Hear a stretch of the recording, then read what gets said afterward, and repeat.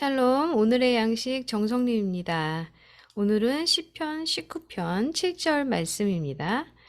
여호와의 율법은 완전하며 영혼을 소생시키며 여호와의 증거는 확실하며 우둔한 자를 지혜롭게 하며.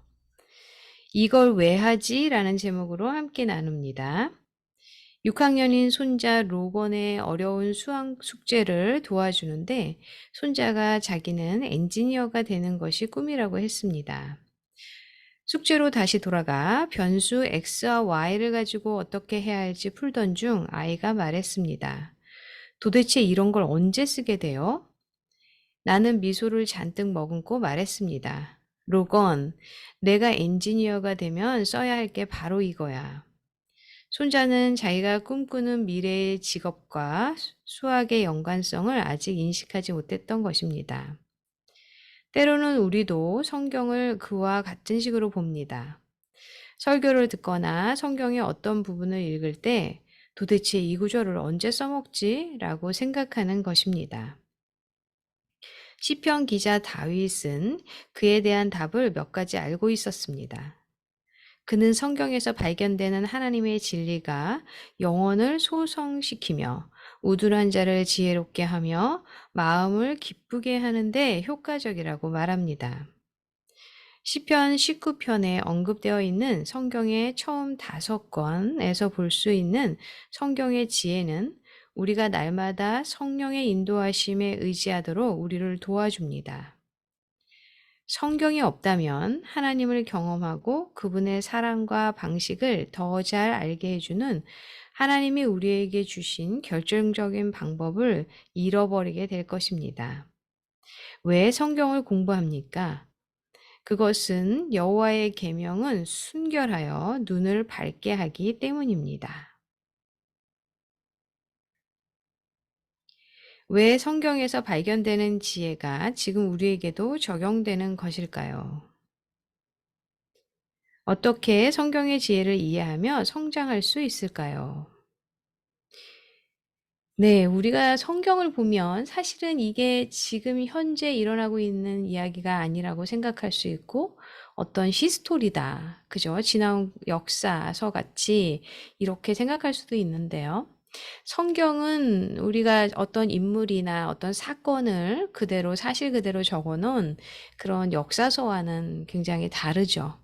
이 성경을 통해서 하나님께서 우리에게 주시고자 하는 말씀들이 있고 지나온 이런 어떤 신약과 구약의 성경 말씀을 통해서 우리 현재를 살아가면서도 계속해서 그 적용점을 하나님께서 주시고 계신데요. 오늘 우리 같이 나눈 말씀에도 시편 19편 보면 여호와의 율법은 완전하여 영혼을 소생시킨다. 그죠? 우리의 영혼이 매일매일 소생되어야 되는데, 그죠? 살아서 그리고 깨어 있어야 되는데 그렇지 아니할 때 우리가 말씀을 읽을 때 그렇게 소생되는 것을 우리가 깨닫게 됩니다. 그리고 여호와의 증거는 확실하며 우둔한 자에게 지혜를 주신다. 우리 왜 잠언서나 다른 성경 구절에도 보면 어떻게 해야 되는지 우리가 부모 관계에서 부모와 자녀 그리고 부부관계, 사람과의 관계에서 그거에 대해서 굉장히 디테일하게 말씀하고 계시고요. 그리고 하나님의 관점으로 어떻게 살아가야 되는지를 성경 인물들을 통해서 우리가 더 깨닫게 됩니다. 그래서 그것을 우리의 지금의 현재 삶에 적용하게 되는데요. 그래서 성경은 우리에게 지혜를 주고 그것을 이해하며 나아갈 때 믿음이 더욱더 성장하게 되는 것을 보게 됩니다. 사랑의 하나님, 하나님의 말씀이 저의 길에 빛이 되게 해주소서. 성경의 지혜를 사용하여 저의 발걸음을 인도해 주시고 하나님을 더욱 사랑하게 되도록 도와주소서. 아멘. 어떤 성경 구절을 외우거나 그 성경 구절이 삶에 적용이 되고 결정적인 어떤 역할을 하는 그런 구절들이 있으신지요? 저는 굉장히 성경 구절이 많은데 지난번에 오늘의 양식에서 소개시켜 드린 것처럼 어떤 기도를 하는데 하나님이 말씀을 떠오르게 하셔서 그 말씀을 읽으면 그 말씀이 저의 삶에 지금도 적용이 되는 거죠. 그래서 풍랑 가운데 있었으나 너가 이제 안전한 항구로 돌아온다고 말씀하신 것, 그것을 믿을 때 정말 제 마음에 평강이 왔고요. 그렇게 하나님께서 인도하여 주셨고요.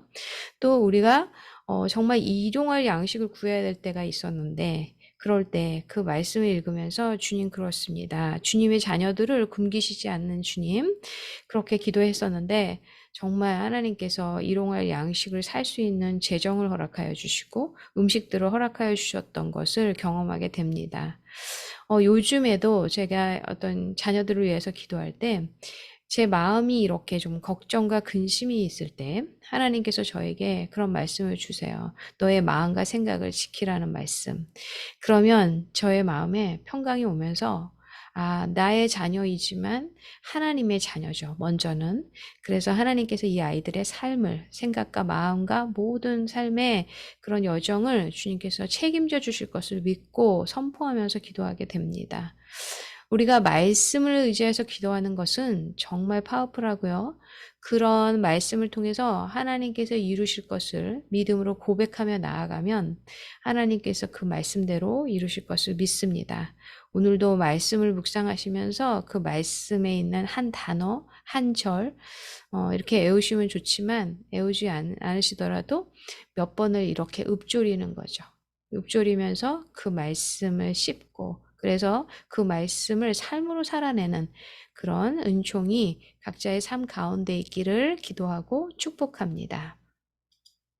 기도하겠습니다. 하나님 감사합니다. 주님의 말씀은 완전하고 영혼을 소생시킴을 믿습니다.